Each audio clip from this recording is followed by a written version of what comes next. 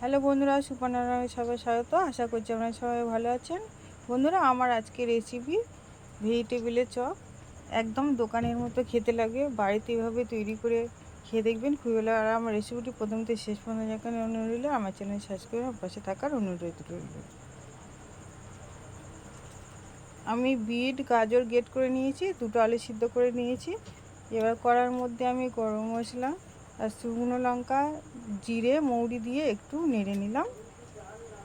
ওটাকে আমি একটু গুঁড়ো করে নেব। এবার কড়ার মধ্যে আমি সাদা তেল দিয়ে দিলাম। এবার আমি একটু 5 ফোঁটন দিয়ে দিলাম কড়ার মধ্যে।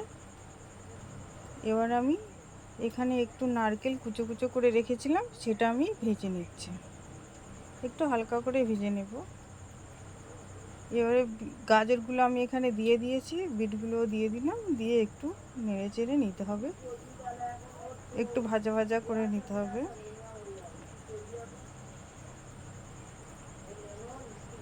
এখানে আমি কিছু বাদাম দিয়ে দিলাম, কাঁচা লঙ্কাটাও এখানে আমি দিয়ে দিলাম, দিয়ে এর সাথে একটু ভালো করে মিক্স করে কষে নিলাম। সিদ্ধ আলুটা আমি এবারে এখানে দিয়ে দিলাম, দিয়ে এটাও এই সাথে ভালো করে মিক্স করে নিলাম। এবার হলুদ গুঁড়ো, একটু লঙ্কা গুঁড়ো দিয়ে দিলাম, একটু নুন দিয়ে দিলাম, একটু চিনিও আমি দিয়ে দিলাম। আর এখানে একটু ধনে গুঁড়ো আমি দিয়ে দিয়েছি।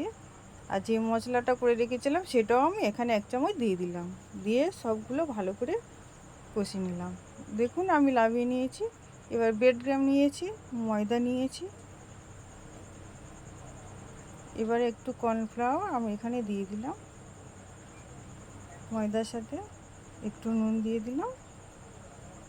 এবার জল দিয়ে আমি এটা একটা ব্যাটার তৈরি করি।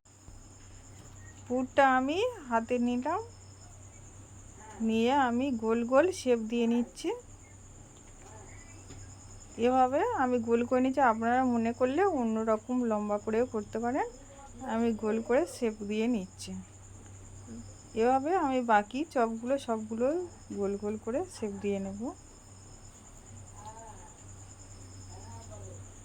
দেখুন বন্ধু, এইভাবে তৈরি করে নিচ্ছি। এবারে চপগুলো ব্যাটারের মধ্যে চুবিয়ে ব্রেড ক্রাম্বসে কোট করে নিলাম। আমি ডবল করে কোট করলাম, আপনারা মনে করলে একবার করে করতে পারেন। এভাবে বাকি চপগুলো সব আমি তৈরি করে নেব।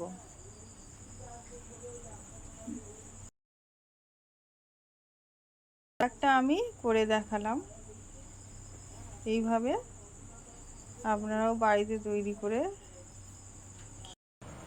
দেখুন। আমি সবগুলো তৈরি করে নিয়েছি এভাবে। এবার কড়া গরম হয়ে গেছে, গ্যাসটা জ্বালিয়েছিলাম আগে। এবার কড়ার মধ্যে সাদা তেল দিয়ে, তেলটাও গরম হয়ে গেছে, আমি এখানে চপগুলো ছেড়ে দিচ্ছি। এভাবে এক পিঠ হয়ে গেলে আর এক পিঠ উল্টে ভেজে নিতে হবে।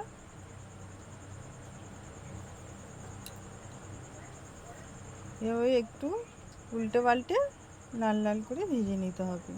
আমার ভাজা হয়ে গেছে, আমি তুলে নিচ্ছি।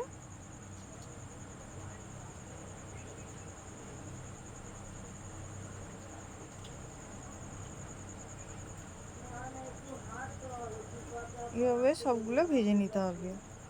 দেখুন বন্ধুরা, আমার সবগুলো ভাজা হয়ে গেছে। একটা ভেঙে দেখাচ্ছি, দেখুন কত সুন্দর হয়ে গেছে। এবার আমি সাজিয়ে দিয়েছি। বন্ধুরা, আমার এই রেসিপিটা যদি ভালো লেগে থাকে একটা লাইক করবেন, কমেন্ট করবেন, আর বেশি বেশি করে শেয়ার করে দেবেন।